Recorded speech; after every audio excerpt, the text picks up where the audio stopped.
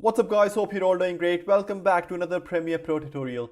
In this tutorial, we'll look at another audio type in the Essential Sound panel, and that's music. Now you will notice that the effects in this audio type are not too different from ambience, but let's see how we can use these. So I have these two audio tracks on my timeline. The first one is a dialogue of like me talking, and then the next one is a music track. So let's listen to these first and then we can go in the Essential Sound panel. Guys, you're gonna notice that when I start talking, the music volume it goes down, and whenever I stop talking, the volume goes back again.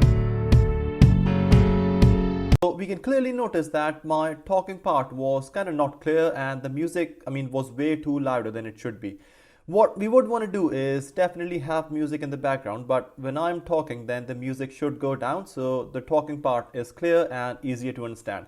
So let's go to the Essential Sound panel and see what we have in there for music. So we have again the loudness, and by now we know pretty well what it does. So it basically aligns the loudness of our clips based on their audio type. So let me click on this audio match button, and you can look at the waveform on our clip that the volume has been adjusted automatically.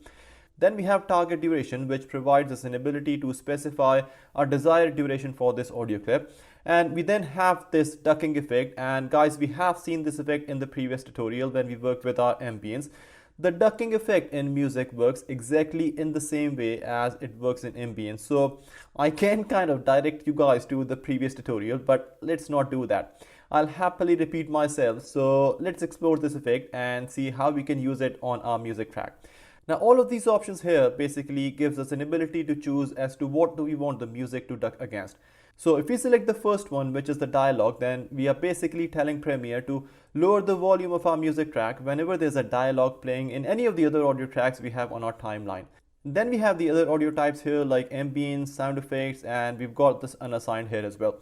Now we have seen this previously guys, but let me just give you a quick refresher. The way Premiere identifies an audio type basically depends on what you've assigned. So if I select this audio track in which I'm talking, and now I can go in the Essential Sound panel and click on dialogue. So I've basically assigned an audio type to this clip, and from now on Premiere will treat this clip as a dialogue because that's what I have assigned it over here.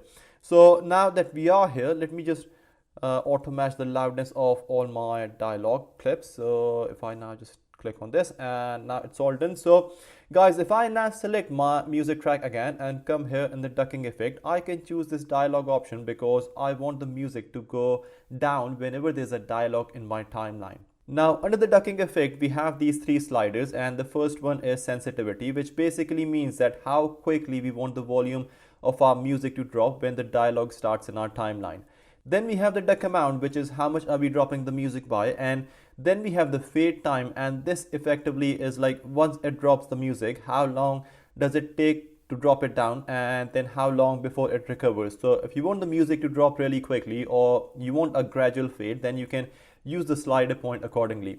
So once we have made these adjustments, then we just need to click on this button and tell Premiere to generate keyframes based on the changes that we've made above. Now, as soon as you click on this button, generate keyframes, you can actually see these keyframes in the effect controls tab in here, and also on your audio clip over here. Now, let's play our clip again and see what difference we made. Guys, you're gonna notice that when I start talking, the music volume, it goes down. And whenever I stop talking, the volume goes back up again.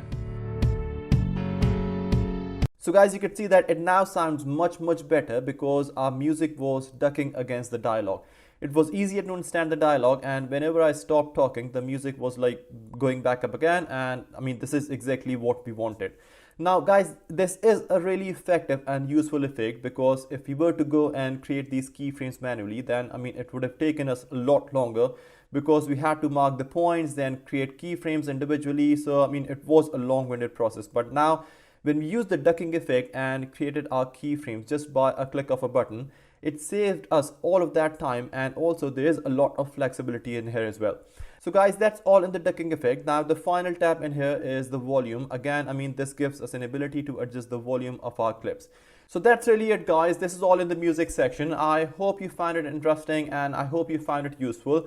As always, if you have any questions, anything you want to ask, or if you have any comments, feel free to drop those in the comment section and I will try to get back to you as soon as possible. I'm now gonna see you in the next one. So till then, you take care of yourself.